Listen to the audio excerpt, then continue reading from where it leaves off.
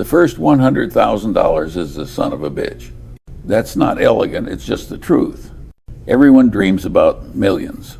They talk about stocks, real estate, crypto, startups. But until you get your first 100,000, you're not even in the game. You're just pretending. Why is it so hard? Because you start with nothing, and nothing compounds to nothing. It's like trying to push a heavy boulder from a dead stop. Once it's rolling, momentum helps. But at the beginning, it feels impossible. I know because I lived through it. I was born in 1924, right into the Great Depression. My family wasn't poor by choice. We were poor because the whole country was flat broke. My grandfather went bankrupt. My father lost clients. I grew up seeing what financial weakness looks like. It looks like desperation. And I decided early on I'd rather go through life with money than without it. But here's the catch. To get that first 100,000, you have to behave in ways that most people won't. You have to save when it feels pointless. You have to invest when the numbers look trivial. You have to ignore the urge to copy your neighbor who just bought a shiny new car on credit. When you're young, $1,000 feels like a lot. You save it and it earns $20 in a year. You think, this is useless. That's why most people give up. They'd rather buy a toy today than plant a seed for tomorrow. But the joke is on them, because those small sums, disciplined over years, become something formidable. Once you cross 100,000, the compounding engine finally starts working in your favor. 10% on 100,000 is 10,000. Suddenly the returns are visible. Suddenly the effort feels worth it. Most people never get there, not because they can't, but because they're impatient, stupid, or both. They want shortcuts. They gamble in casinos. They speculate in hot stocks. They think wealth comes from brilliance. It doesn't. It comes from surviving long enough for compounding to do the heavy lifting. I'll give you a blunt metaphor. Making your first 100,000 is like digging through wet cement with a spoon. Miserable, slow, backbreaking. After that, it's like slicing through butter with a hot knife. The texture changes. The irony is that the habits you need to reach 100,000 are the same habits that make you rich. Live below your means. Save like a pessimist. Invest like an optimist. Ignore the idiots. It's not complicated, but it is hard. I once said, nobody can help you if you don't save. And I meant it. If you spend everything you earn, there's no investment genius that will rescue you. Not Buffett, not me, not God. The whole secret is this: be slightly less stupid than the average person. Don't envy, don't overspend, don't borrow too much, don't chase hot tips. Do that long enough, and your first 100,000 will come, and then the next 100,000 will come faster. And faster after that. When I was a young lawyer, I didn't make much. But I kept saving. I bought a few stocks. I lived simply. I didn't buy things to impress people I didn't care about. Eventually, my pile grew. The discipline of those early years carried me the rest of my life. Here's the real kicker. I'm not saying 100,000 makes you rich. It doesn't. But it proves you're capable of discipline. And discipline is the rarest commodity in the world. If you're under 40 and broke, don't despair. But don't kid yourself either. You need to save until it hurts. You need to sacrifice. You need to look your friends in the eye when they laugh at your cheap habits and know you'll outlast them. Because in the end, the compounding machine doesn't reward the cleverest. It rewards the stubborn. That's the paradox of wealth. The beginning is unbearable. The middle is tolerable. The end is inevitable. The first 100,000 is hell. But if you get through it, you'll wonder why everyone else is still stuck at zero. So the question is simple. Are you willing to suffer now so you don't suffer later? If you want to guarantee your own misery, start comparing yourself to other people. That's envy. And envy is the dumbest sin of them all. Why? Because it's the only one where you don't get a damn thing out of it. Gluttony, you get a good meal. Lust, you get some temporary pleasure. Greed, you might end up richer. But envy, you just feel miserable that someone else has more. It's like lighting yourself on fire to spite your neighbor. When I was young, I watched envy destroy lives. A lawyer I knew, brilliant man, worked harder than anyone couldn't stand that other lawyers were getting richer faster. Instead of sticking to his practice, he jumped into every hot deal and stock craze he could find. He wasn't trying to make money, he was trying to beat the guy next to him, and he lost his shirt. That's how envy works. It blinds you. It makes you chase things you don't even want just because someone else has them. It makes you play games where you have no edge, and eventually it makes you broke. Buffett and I never wasted time envying others. We admired some, we learned from some, but envy? Never. What would be the point? If someone's got a yacht bigger than mine, good for him. I don't want the damn yacht anyway. Here's the irony. The more you compare, the less you'll actually save. Because envy drives consumption. Your neighbor gets a new car. Suddenly your old car feels inadequate. Your friend takes a trip to Europe. Suddenly you think you deserve one too. And there goes your savings rate. People ask me all the time how to get rich. I tell them, stop trying to look rich. Stop trying to impress idiots. The world is full of fools spending money they don't have to show off to people they don't even like. You want to join them? Fine. But don't whine when your net worth is zero. You know who doesn't get rich? The guy keeping up with the Joneses. You know who does? The guy who quietly keeps piling up his money while the Joneses drown in debt. The numbers don't lie. If you save $10,000 a year for 10 years, you'll have a pile that can compound. If you waste $10,000 a year trying to look rich, you'll have memories and credit card bills. Which one do you want? I'll give you a personal confession. When I was starting out, there were plenty of people in Los Angeles richer than me. They had nicer houses, fancier parties, flashier lives. I didn't envy them. Because I knew most of them weren't really rich, they were leveraged. They looked like kings until the tide went out. And when it did, they were exposed as paupers in expensive suits. That's the lesson. Envy not only makes you stupid, it makes you fragile. You take risks you shouldn't. You spend money you don't have. You build a house of cards hoping it will impress people who aren't paying attention anyway. The cure is simple. Stop comparing. Think like an owner, not a consumer. Care about your own pile, not your neighbor's, because the world doesn't care how you look. It only cares what you can withstand when the storm comes. If you can kill envy, you'll save more. If you save more, you'll hit that first 100,000 faster. And if you hit that first 100,000, you'll laugh at all the people still trying to keep up appearances. So the next time you feel envy, remember this. It's the only sin where you don't even get to enjoy the sin. All pain, no reward. You can do better than that. The truth is, envy is free poison, and most people drink it daily. Don't be one of them.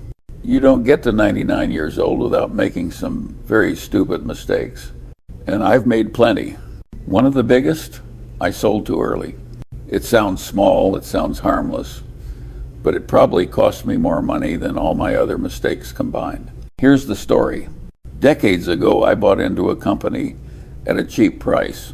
I liked it, the business was sound, the people running it were honest, and the economics made sense.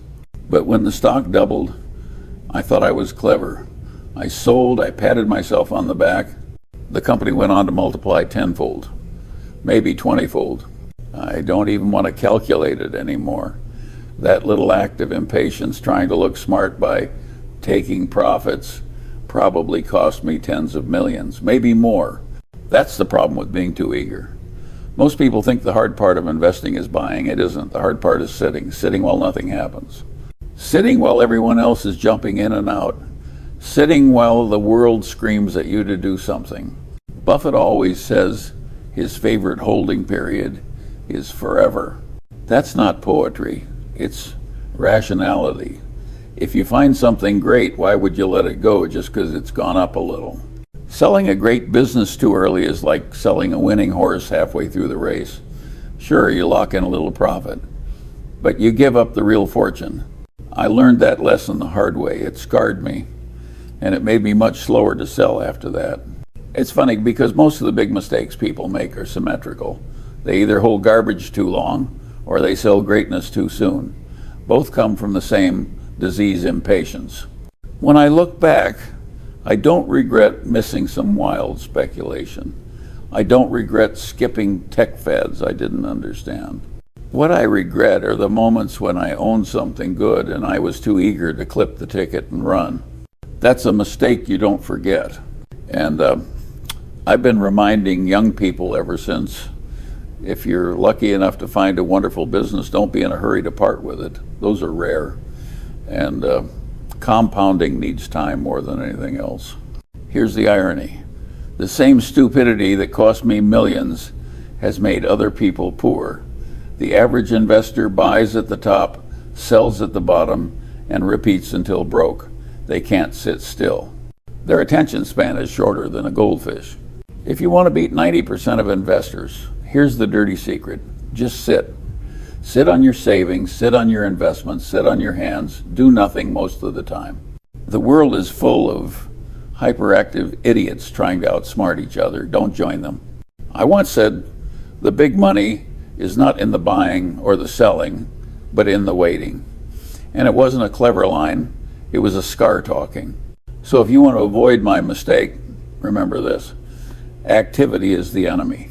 Stillness is your friend. Don't be too smart for your own good. If you find yourself itching to sell just because the price is higher than yesterday, slap yourself. Ask, has the business changed? Or is it just my brain looking for dopamine? Most of the time the answer is, it's your brain. And if you ignore that itch, you might save yourself from the most expensive mistake of all, the one that keeps you comfortable but robs you of fortune. The truth is, my impatience made me rich slower than I could have been, but at least I learned the lesson. The question is, will you? The world is full of people absolutely certain about things they know nothing about. It's the default human condition, ignorance mixed with overconfidence, a toxic cocktail. I've watched people go broke not because they lacked intelligence, but because they had too much confidence in lousy opinions. They couldn't say 3 simple words, I don't know. When I was young, I thought smart people had answers. As I got older, I realized the real smart ones were the people who admitted ignorance quickly. The faster you can say, I don't know, the richer and wiser you'll probably become. Take investing. The average person reads a headline about oil or tech or interest rates, and suddenly they're an expert. They rush into trades with conviction they haven't earned. And when it blows up, they act surprised. What did they expect? That the world would reward arrogance dressed up as insight? Buffett and I have been successful largely because we've stuck to areas where we actually know something. If we don't understand it, we pass. We've ignored 99% of all opportunities. People think that's a weakness. It's not. It's survival. You don't have to know everything. You just have to know when you know something and when you don't. That simple humility will keep you from the graveyard of overconfident fools. There's a saying, an investor needs to do very few things right as long as he avoids big mistakes. Most big mistakes come from being too sure of yourself. That's why I've spent my life preaching the gospel of doubt. I'll tell you a little story. Years ago, a man pitched me a hot deal. He spoke with absolute certainty, charts, projections, the whole circus. I told him I didn't understand the economics. He looked at me like I was an idiot. A few years later, his business collapsed. He lost everything. My only regret was not telling him bluntly enough that he was full of it. Here's the brutal truth. Confidence is cheap. Anyone can project it. Knowledge is expensive. It takes years of study, scars, and humility. Most people choose the cheap version. They pay the price later. Psychologists call it the Dunning-Kruger effect. I call it being stupid, not knowing it. The dumbest people in the room are often the loudest, and the smartest people are usually the ones asking the most questions. So, how do you protect yourself? By building what I call a circle of competence. You don't need to know everything. You just need to know the boundaries of what you know and refuse to step outside them. Most people don't like boundaries. They think they're limiting. But in investing, limits are liberating. They keep you safe. They prevent you from wandering into territory where the sharks eat amateurs for breakfast. The problem is ego gets in the way. People want to look smart, they want to impress, they want to predict the future like they've got a crystal ball. That's why financial television exists. It feeds on overconfident opinions. But if you think watching CNBC makes you informed, you're already doomed. I'll put it plainly. If you can't say, I don't know, at least 10 times a day, you're probably deluding yourself. And if you build an investment portfolio based on delusion, you'll eventually get slaughtered. Buffett likes to say, we don't have to be smarter than the rest. We have to be more disciplined than the rest. Discipline means sticking to what you know, ignoring what you don't, and admitting ignorance fast. The irony is, humility makes you stronger, not weaker. Saying, I don't know, won't cost you anything. Pretending you do, that'll cost you everything. So here's the question. Do you want to be right, or do you want to be rich? Most people spend their whole lives thinking like employees. That's why they never get rich. Careerism is the disease of our age. You see it in law, medicine, corporate life. People climb ladders, polish resumes, and chase titles. They live for approval of bosses, clients, institutions, and they wake up at 65 wondering why they have nothing to show for it but a pension and a gold watch. I know, because I started that way. I was a young lawyer in Los Angeles. I billed hours, I collected fees, I tried to impress partners, and one day it hit me, if I kept at it, I'd be comfortable but never wealthy. I'd be trading time for money until I dropped dead. So I quit. People thought I was crazy. Why give up a stable career, they asked. Because stability is an illusion, and because being a careerist means you're always dancing to someone else's tune. The real money, the enduring money, comes from ownership. Owning a business, owning equity, owning assets that work for you while you sleep. Buffett understood this instinctively. He didn't want a salary. He wanted ownership. That's why we bought companies instead of chasing promotions. That's why Berkshire Hathaway isn't a job, it's a machine we own. Careerists think in terms of pleasing a boss.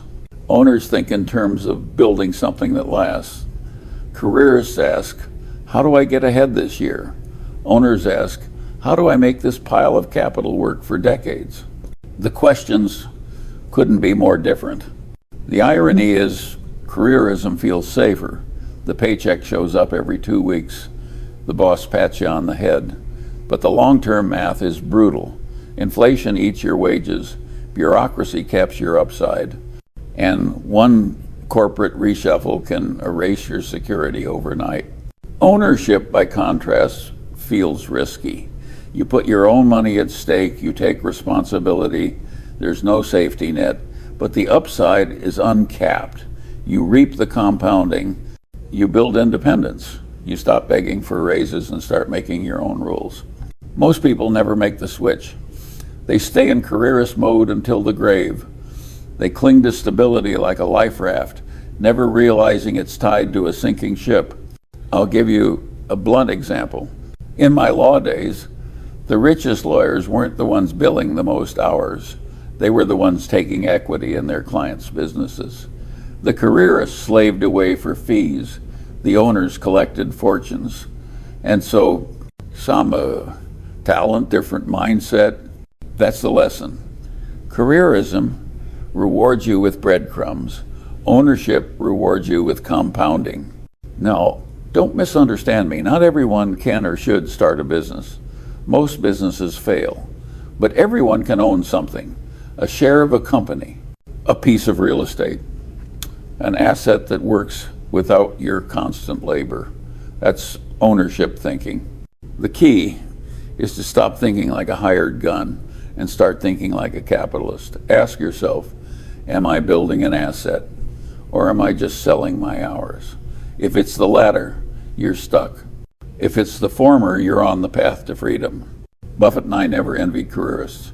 They got applause, we got equity. In the long run, equity beats applause every time. So here's the rule. If you want to be rich, Stop polishing your resume and start building your balance sheet. Titles fade, ownership compounds, and compounding, not career climbing, is what gets you the first 100,000 and every 100,000 after that. I was born in 1924. That means I grew up during the Great Depression.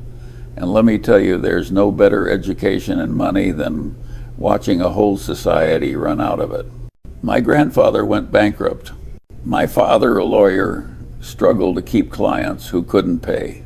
People I knew lost farms, homes, dignity. If you wanted a lesson in fragility, you didn't need a classroom, you just needed to look out the window.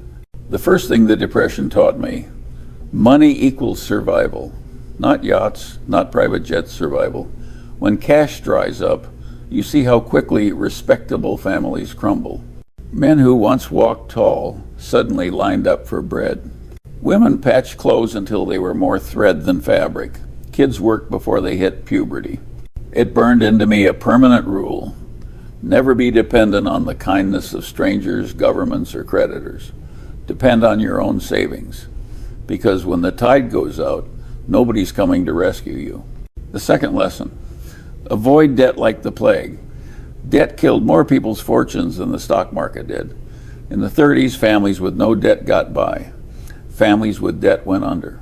I saw it happen again in the financial crisis of 2008. Same disease, same outcome. People borrowing against houses they couldn't afford, then crying when it all collapsed. History doesn't repeat, but it rhymes. The third lesson, resilience beats brilliance. Plenty of smart people went broke in the Depression because they were leveraged, proud, or both.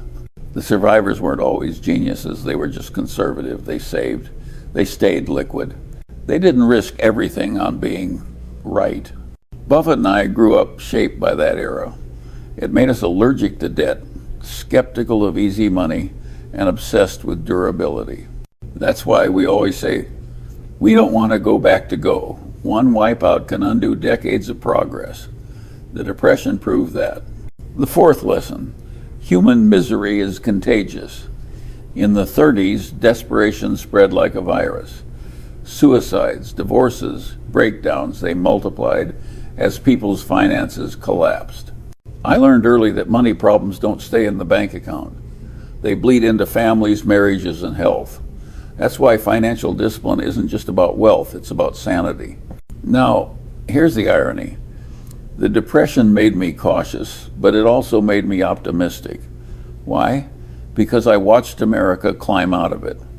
I saw recovery, rebuilding, growth. That taught me another vital rule. Capitalism works if you give it time. So I came out of that period with two seemingly opposite beliefs. Always expect hardship and always believe in eventual recovery. That's not contradiction, it's balance. Pessimism protects you. Optimism enriches you. Together they keep you alive and compounding. Most people never learn those lessons. They get comfortable in good times, reckless in booms, panicked in busts, and they repeat the cycle until they die broke. I had no interest in repeating it. That's why I saved aggressively from the start. That's why I stayed conservative with debt. That's why I built a margin of safety into everything I touched. The Depression wasn't an academic case study for me. It was a childhood reality. And reality, if you pay attention, teaches you more than any classroom. So here's the blunt truth. If you want to prepare for the future, learn from the past. Live as if another depression could come tomorrow, but invest as if prosperity will return in time. That paradox is the only way to stay sane and solvent. And if you think it can't happen again, you're the kind of fool history loves to humiliate. If you want to stay poor, it's easy. Load up on debt, surround yourself with fools, and add a little drama to your daily life. That cocktail has ruined more people than the stock market ever did. I made a different choice. I cut those three poisons out early. First, debt. I already told you what the Great Depression taught me. Debt is a noose. You may not feel it tightening at first, but it always does. Credit card balances, payday loans, Margin accounts, different names, same trap. Most people go broke not because they never made money, but because they owed more than they could carry. Buffett and I never wanted that. We built Berkshire without the kind of leverage Wall Street loves. That's why we sleep well at night. If you need debt to make your plan work, your plan sucks. It's that simple. Second drama. You'd be surprised how many intelligent people ruin their lives chasing chaos. Bad marriages, foolish lawsuits, toxic partners. They spend their energy on soap operas instead of compounding. I had my share of tragedy. I buried a child. I lost an eye. I got divorced. Life handed me enough real drama. I had no appetite for manufactured drama. That's why I cut it out wherever I could. Don't pick fights. Don't sue unless you absolutely must. Don't waste time on people who drain you. Life is hard enough without volunteering for extra misery. Third, dumb people. This one is underrated. Who you spend time with will determine 90% of your outcomes. If you invest with idiots, work for idiots, or marry idiots, you'll pay dearly. The world is full of people who are unreliable, dishonest, or simply stupid. If you can't spot them, you'll suffer with them. Buffett and I had a rule. We only wanted to deal with people we liked, admired, and trusted. No exceptions. We passed on plenty of opportunities just because the people running them were jerks or clowns. Was that costly? Maybe in the short term, but in the long run it saved us from headaches and disasters. It's remarkable how much easier life gets when you simply refuse to mix with toxic people. The same goes for friends. You don't need many. A few rational, trustworthy companions will do. The rest, dead weight. Cut them loose. People think I'm exaggerating when I say this, but avoiding debt, drama, and dumb people has been more important to my success than finding genius investments. Because even the best investments won't save you if your personal life is a circus. Look around. Half of America's problems could be solved if people stop buying crap they don't need, stop dating lunatics, and stop taking advice from idiots. But that requires discipline, and discipline is rare. So here's the Munger prescription. 1. Don't borrow what you can't repay. Don't create problems you don't need. 3. Don't associate with fools. Do those 3 things and you'll already be ahead of 90% of humanity, and you'll have the peace of mind to let compounding work for you instead of constantly fighting fires. Because money isn't the only thing that compounds. Trouble does too. Most partnerships in business fail. They end in lawsuits, betrayals, or sheer exhaustion. Mine with Warren Buffett lasted more than 60 years. That wasn't luck, it was design. Here's why it worked. First, we trusted each other completely. Not half-heartedly, not with fine print. If Warren told me something, I believed it. If I told him something, he believed it. No hidden agendas, no games. That kind of trust is rare. And it saved us from the poison that ruins most partnerships, suspicion. Second, we were complementary. Warren is more optimistic. I'm more skeptical. He sees opportunity, I see danger. Together we balance each other out. Alone, we might have been good. Together we were much better. Third, we agreed on fundamentals. We both hated debt. We both valued patience. We both believed in owning great businesses for the long haul. When you agree on principles, you don't waste time fighting about tactics. People assume we never disagreed. Wrong. We argued plenty, but we argued productively. If Warren thought something was worth doing and I thought it was stupid, I said so. If he convinced me, we did it. If he didn't, we didn't. No hurt feelings, no ego contests, just logic. That's how rational people operate. What didn't work? Well, we weren't perfect. We were both too slow to buy certain companies. We missed plenty of opportunities in technology because we didn't understand them. And sometimes being too cautious made us late. That's the price of our temperament. But it's a price I'll gladly pay. Better to miss a few big winners than blow up entirely. That's what most investors don't understand. They envy the guy who bought Amazon in 1997. They forget about the 100 guys who bought Pets.com in 1999. Another thing that didn't work. We weren't always right about people. A few times we trusted managers who turned out to be disappointing. It happens. You can't avoid it entirely. But we avoided it enough to survive. That's what matters. Here's the deeper truth. Our partnership worked because it was about more than money. It was about shared values. We liked the same jokes, the same books, the same ideas about life. If your only bond with someone is profit, don't expect it to last. People always ask me, how do I find a Buffett? My answer, don't. First be worthy of one, then maybe you'll attract someone equally rational. If you're unreliable, selfish, or lazy, no Buffett in the world will stick around. Buffett and I both had plenty of chances to betray each other. We never did. That's the ultimate secret. Integrity. Without it, partnerships rot. With it, they endure. The irony is, everyone wants a magic formula, but the formula is boring. Pick a trustworthy partner, agree on principles, balance each other's strengths, and don't be a jerk. Simple, but not easy. That's why most fail. In the end, our partnership wasn't about maximizing returns, it was about minimizing mistakes. We didn't need to be geniuses. We just needed to avoid being stupid together for a very long time. And if you think that sounds unglamorous, you're right, but it worked. People love to imagine Buffett and me as masterminds who carefully plotted our way to billions. That's nonsense. I never planned to be a billionaire, I just overshot. The truth is simpler and less glamorous. I tried to save, I tried to invest rationally, and I tried to avoid doing stupid things. That's it. The rest was time and compounding. Most people can't accept that. They want a secret formula. They want shortcuts, tricks, hacks. Sorry, there aren't any. The formula is so dull, most people refuse to use it. Spend less than you earn, invest the difference in something sensible, let compounding do its work, and wait longer than everyone else.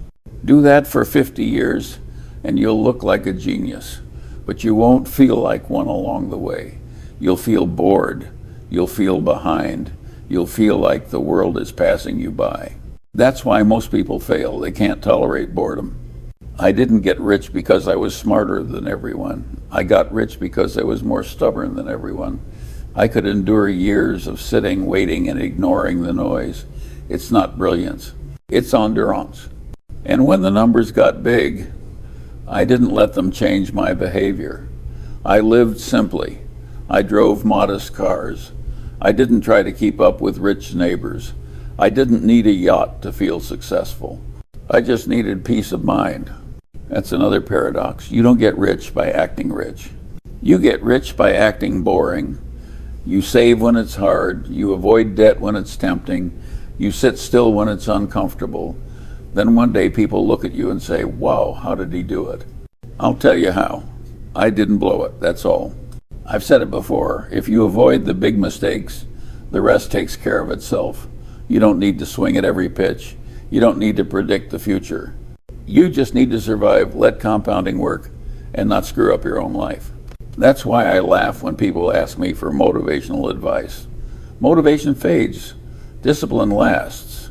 If you can build a system that makes saving automatic, stupidity hard, and compounding inevitable, you don't need inspiration. You need patience. So, yes, I became a billionaire. But I never aimed for it. I just aimed for survival, rationality, and a decent night's sleep. The billions came as a byproduct. And here's the punchline. Overshooting is better than undershooting. If you save too much, nobody complains. If you save too little, it's a tragedy. I didn't overshoot because I was greedy. I overshot because I didn't want to depend on anyone else. That simple paranoia about independence made me richer than I ever imagined. So if you want a formula, here it is. Don't aim to be rich. Aim not to be stupid, not to be dependent, not to be fragile. Do that long enough and you might just overshoot too. People always want me to give them a magic trick. But the truth is insultingly simple. If you're not spending less than you earn, I can't help you. Nobody can. Doesn't matter how smart you are. Doesn't matter what stock tips you get. If the money leaves your pocket faster than it comes in, you're finished. That's arithmetic, not philosophy. You can't out-invest stupidity in spending. You can't compound what doesn't exist. The first 100,000 is hard precisely because it forces you to live below your means. And if you can't do that, forget the rest.